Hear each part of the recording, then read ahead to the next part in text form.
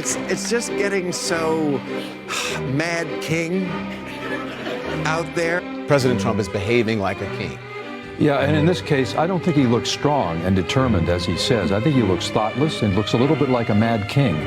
I've seen this movie before, and it's never in a democracy. Is that this president, unfettered, without a conviction, means that he's going to be doing a lot more stuff that will subject him to impeachment, because that's what this guy is.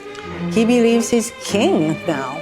In effect, the president is a tyrant and a dictator with no limit on his power, and that is un-American. So you don't think those words are too strong at this point, a tyrant and a dictator? Well, he's trying to become. I don't know whether he's trying, but the implication of what they're doing would make the president a tyrant in the sense of not being accountable to the American people, not being answerable to Congress, and that no one could hold him accountable, and that is simply un-American, and we cannot abide it.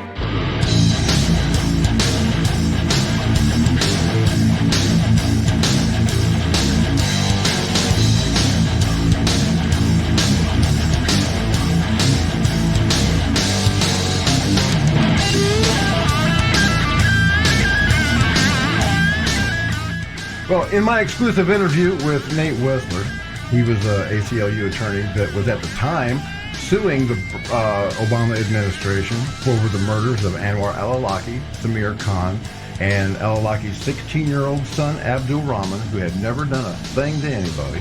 Wessler told me that the Obama administration was lawless. He said that Barack Obama and those working for him had assumed the duties of judge, jury, and executioner. If the government, in fact, had information that Anwar al-Awlaki was engaged in actual activity that was likely to lead to the deaths of U.S. citizens or others, or that he actually had engaged in that activity, then that should furnish the government with grounds to go to court, seek an indictment, charge him, and proceed to trial. And there are lots of examples in recent years and in the further past of successful prosecutions against people accused of terrorism. And really, without more information from the government, it's impossible to know what kind of evidence they had. If they had to go to court, they would have to produce evidence to the judge or the jury, prove their case, and then a verdict would be issued. Here, the government, the president, and those working for him seem to have taken on the duty of judge, jury, and executioner all by themselves. Okay, now folks, what I've got here is a copy of the Federalist Papers. This is a selection of writings by our founding fathers. And in Federalist Paper number 47, James Madison writes, "No political truth is certainly of greater intrinsic value, or is stamped with the authority of more enlightened patrons of liberty than that on which the objection is founded. The accumulation of all powers, legislative, executive, and judiciary, in the same hands, whether of one, a few, or many, and whether hereditary, self-appointed, or elective, may justly be pronounced the very definition of tyranny." Now, when Barack Obama took it upon himself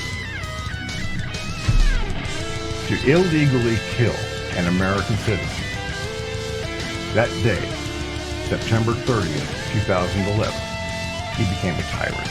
Thank you for watching The Truth is Viral with your host, Bobby Powell. Make sure to follow The Apocalypse on Twitter @The Truth is Viral.